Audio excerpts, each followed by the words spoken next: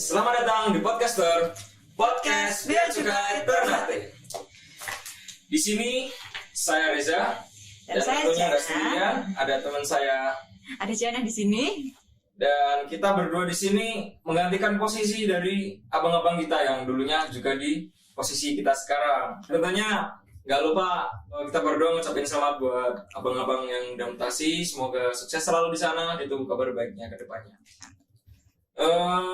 By the way, dengan kondisi teknologi yang semakin maju nih, saat ini kita memiliki banyak pilihan dan salah satunya kita sebagai kaum milenial tentunya nggak asing dalam hal belanja online. Iya, Za. Aku tuh sering gitu, Za. Menurut laporan nih, Za, dari Navigation Indonesia E-commerce, diketahui bahwa lebih dari 70% warga Indonesia itu berbelanja melalui media online. Bisa dibilang pasar market online sekarang itu udah sangat mendominasi dan anak-anak muda sekarang kan udah bisa dibilang mager buat keluar ke mall, ke swalayan buat beli barang-barang lah. Intinya belanja online itu udah mewakili semuanya dan belanja secara online sendiri diminati oleh anak-anak muda sekarang karena ya tadi nggak harus keluar, terus nggak keluarin biaya yang banyak, apalagi kondisi pandemi sekarang ini semuanya itu dibatasi, jadi apa-apa nggak bisa, apa-apa susah, dan juga segala sesuatu sekarang tuh udah hampir semuanya tersedia di situs online. Bener banget, Za. Tapi tahu nggak sih, Za, walaupun ada kemudahan-kemudahan itu, ada juga loh bahaya yang mengintai kita dalam melakukan belanja online. Apa aja sih, Za? Nah, nanti kita akan bahas nih bersama narasumber yang udah kita undang. Dan tentunya dari Bea Cukai sendiri turut mengawasi barang kiriman yang mana sebelumnya udah dipesan secara online oleh anak-anak muda ini. Dan barang kiriman ini tentunya datang dari luar negeri. Dan untuk lebih jelasnya nih, kita udah kedatangan ahlinya buat menjelaskan mengenai apa sih barang kiriman, gimana sih kita belanja online tuh ngapain aja sih, isinya apa aja. Akan dijelaskan secara detail pada obrolan kita hari ini. Ada siapa nih, Za, sama kita hari ini, Za? Aduh, gak asing lagi lah. Silakan Bang. Siap. Assalamualaikum warahmatullahi wabarakatuh. Waalaikumsalam. Perkenalkan, nama saya Sukirman Busra.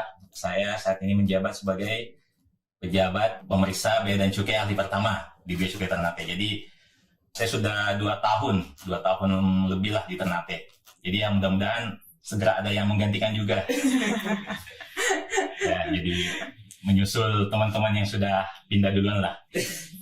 Jadi ini tadi saya kebetulan diundang bukan sebagai ahli sih di sini, Cap. Cuma ya sebagai yang lebih dulu ada di Bea Cukai, jadi kita saling sharing lah. Jadi apa yang kira-kira yang bisa kita... Siap, langsung aja nih Bang. Seperti yang udah dijelaskan tadi, menurut Abang, definisi barang kiriman itu sendiri tuh apa sih Bang? Menurut dari sudut pandang Bea dan Cukai.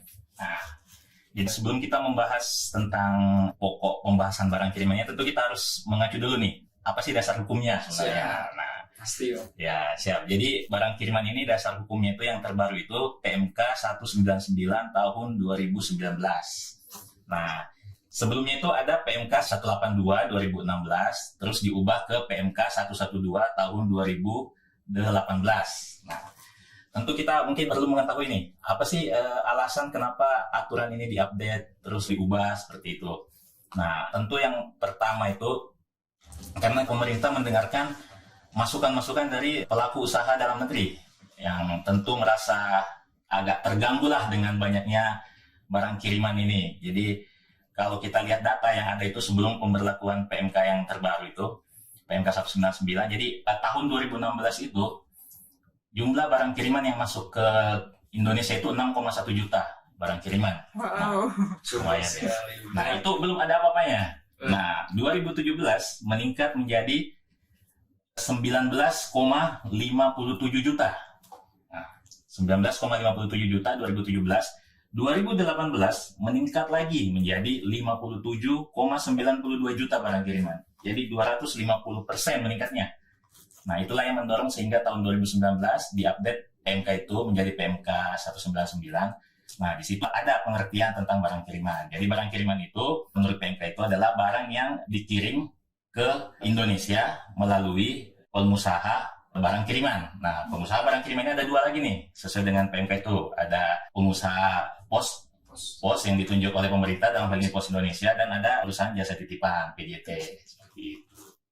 Wah, udah lumayan nih dikasih gambaran sedikit tentang barang kiriman. Tentunya nggak afdol nih kalau kita nggak dijelasin gimana sih barang kiriman alurnya untuk masuk ke Indonesia atau ke dalam negeri. Siap. Jadi tentu kan ada yang memesan. Jadi pertama tentu kan ada pemesan, terus penjual yang ada di luar negeri dikirim ke Indonesia. Nah, itu mau lewat PT Pos Indonesia atau lewat PJT. Nah, nanti diterima oleh PJT atau PT Pos Indonesia. Terus dokumen penerimaan barang itu yang namanya consignment note. Ya, CN itu ibaratnya kayak manifest lah, manifestnya untuk barang kiriman. Nah, nanti atas dasar itu didistribusikan, PT Pos atau PJT mendistribusikan barang-barang tersebut ke pengirimnya, tentu setelah melewati screening dan menyelesaikan kewajiban-kewajiban yang ada, seperti itu. Tadi Bang, kan udah disebutin tuh Bang, ada perubahan aturan dari yang dari 2016 ke 2019. Sebenarnya perubahan aturan itu yang paling mendasar dan paling terlihat itu di bagian apanya Bang? Mungkin bisa dijelaskan Bang. Ya, jadi ke peraturan yang tahun 2016 dulu nih, yang 182, yang paling mencolok itu tentang batas de minimis, batas pembebasan biaya masuk dan PDRI-nya. Jadi di aturan 2016 itu 182 itu batas de minimis itu 50 USD tiap per barang kiriman atau per consignment note. Kemudian direvisi pada aturan 112 PMK 112 2018, de minimisnya itu dinaikkan menjadi 75 USD per barang kiriman. Nah, karena banyaknya masukan dari industri dalam negeri dan juga untuk memacu persaingan lah untuk keadilan pengenaan pajak, jadi di-update lah aturan tersebut menjadi PMK 199. Nah, PMK 199 ini malah menurunkan batas de minimis menjadi 3 USD. Nah, 3 USD itu sebenarnya yang pokok paling utamanya, 3 USD itu yang batas de minimis. Jadi, barang yang minimal 3 USD tidak dikenakan biaya masuk. Seperti itu. Jadi gitu Za, perbedaannya di situ Za. Aduh, kayak sudah tergambarkan lah, nanti aku bakal beli barang-barang udah tahu prosesnya kayak gimana. Terus ini Bang, lanjut Bang. Terkait belanja online ini kan kita juga nggak bisa lihat kemudahannya aja Bang. Pasti kita juga pasti lihat bahayanya itu pasti ada. Dan menurut Abang tuh kira-kira kalau belanja online tuh dampak negatifnya tuh apa Bang? Nah, ya itu semua sebenarnya mau kita belanja online, mau belanja ini sebenarnya semua ada resikonya kan. Cuma untuk belanja online ini tentu yang paling marak kan penipuan. Nah, Ya benar sekali. Iya Bang, banyak kasus ini Bang. benar. Untuk penipuan sendiri akhir-akhir ini pun juga sudah banyak sih Bang. Terus gimana cara kita mengatasi untuk agar terhindar dari penipuan itu Bang? Nah, jadi penipuan ini bisa menimpa siapa saja. Itu mau dari kalangan menengah, kalangan atas, kalangan bawah itu bisa tergiur dengan penipuan ini. Nah, jadi sebenarnya kalau kita mau sedikit memakai logika untuk hal-hal terkait dengan barang kiriman ini, tentu kita bisa terhindar dari penipuan ini. Jadi logikanya ketika kita mau membeli suatu barang, tentu kita akan pertama melihat mungkin brandednya atau histori dari tempat kita memesan barang tersebut, platformnya kan. Nah, jika memang kita merasa bahwa histori platform atau tempat kita memesan barang itu memang bisa terpercaya, atau sudah kita mungkin dengar dari mana bahwa ini bisalah dipercaya gini. Nah, mungkin salah satu yang bisa membuat kita yakin bahwa saya yakin nih memesan di sini, seperti itu. Jadi itu bisa mungkin menghindarkan kita juga dari penipuan. Nah, terus jangan mudah terpercaya dengan harga yang lebih rendah, diskon, apalagi yang menawarkan kemudahan-kemudahan dengan berbagai macam, apalah pokoknya dikasih diskon inilah, dikasih potongan harga gini, seperti itu. Berarti bisa dilihat dari review-review sebelumnya dulu ya Bang? Ya, betul sekali. Ngomong-ngomong tentang penipuan nih Bang, kan banyak nih Bang, saya lihat ada di beberapa media sosial, ada beberapa penipuan yang mengatasnamakan bea cukai Bang. Ada yang menghubungi nih, barang kalian ditahan bea cukai ini. Nah, kalau ada kasus kayak gitu, kita harus gimana tuh Bang? Nah, tentu ketika ada kasus-kasus seperti itu, langkah pertama menghubungi Bea Cukai lah. Datang ke kantor Bea Cukai atau kalau tidak menghubungi hotline Bea Cukai, Bravo Bea Cukai kan ada. Nah, tentu apalagi sekarang tuh ada yang lebih mudah lagi. Sekarang sudah ada CISA Mobile. Nah, CISA Mobile itu bisa kita men-tracking barang kiriman kita berdasarkan nomor resi. Seperti itu. Jadi, tentu kalau umpamanya ada yang pertama Sobat WK ketahui bahwa setiap transaksi di Bea Cukai itu tidak pernah menggunakan rekening pribadi. Jadi jangan percaya ketika ada yang meminta bahwa ada barang tapi harus menembus dulu, membayar dulu ke rekening pribadi, itu tidak bisa. Makanya jadi semua transaksi di Bea Cukai itu menggunakan ada yang namanya billing yang sudah diterbitkan oleh sistem dan itu sudah terhubung dengan rekening penerimaan negara. Jadi itu mungkin langkah pertama. Ketika ada itu hubungi dulu Bea Cukai, Bravo Bea Cukai atau cek di CISA Mobile atau datang ke kantor Bea Cukai, cek bahwa benar nggak ada kiriman seperti itu. Nah, jadi mungkin itu langkah-langkah pertama. Itu Sobat WK, berarti kita nggak boleh langsung percaya ya Bang sama orang yang mengatasnamakan Ya. Bea Cukai. Karena Bea Cukai nggak pernah meminta kiriman ke nomor rekening pribadi. Oh, gitu. Ada juga Bang kasus lain di Bea Cukai itu juga ada yang kemarin saya lihat di TikTok sempat viral tuh Bang. Ada orang ngirim paket dari luar negeri ke Indonesia. Terus barangnya itu rusak Bang, katanya diperiksa Bea Cukai. Itu sebenarnya gimana sih Bang? Apa benar Bea Cukai yang periksa sampai barangnya rusak kayak gitu? Apa ada pihak-pihak lain atau gimana Bang? Mungkin masyarakat awam perlu mengetahui Bang. Ya, betul sekali. Jadi mungkin di sini kita perlu bedakan nih. Barang kiriman itu sampai di Indonesia, ada dua proses yang dilalui. Pertama itu pembongkaran, yang kedua pemeriksaan. Nah, untuk pembongkaran itu dilakukan oleh pihak PJT-nya atau PT Pos-nya. Jadi Bea Cukai tidak menyentuh sama sekali barang tersebut. Jadi pembongkaran dilakukan oleh tugas pos atau petugas PJT, barang dibongkar, terus barang dikeluarkan. Nah, ketika barang sudah keluar, disitulah tugasnya Bea Cukai melakukan pemeriksaan atas barang tersebut sesuai dengan spesifikasi atau pemberitahuannya. Nah, ketika Bea Cukai selesai melakukan pemeriksaan, pemakingan barang tersebut kembali dilakukan oleh petugas pos dan petugas PJT. Jadi tugas Bea Cukai sudah selesai di situ untuk pembongkaran untuk pemeriksaannya. Nah, makanya jadi ketika barang itu mungkin diterima oleh sang penerimanya ada kerusakan atau gimana, itu sebenarnya bukan Bea Cukai, karena Bea Cukai tugasnya cuma memeriksa. Untuk membuka dan memaking ulang itu bukan tugas Bea Cukai. Berarti Bea Cukai hanya memastikan bahwa barang yang dikirim itu sesuai dengan dokumen yang ada itu ya Bang. Gitu. Seperti itu ya. Wah, sungguh detail sekali penjelasan dari Bang Firman ini. Ya.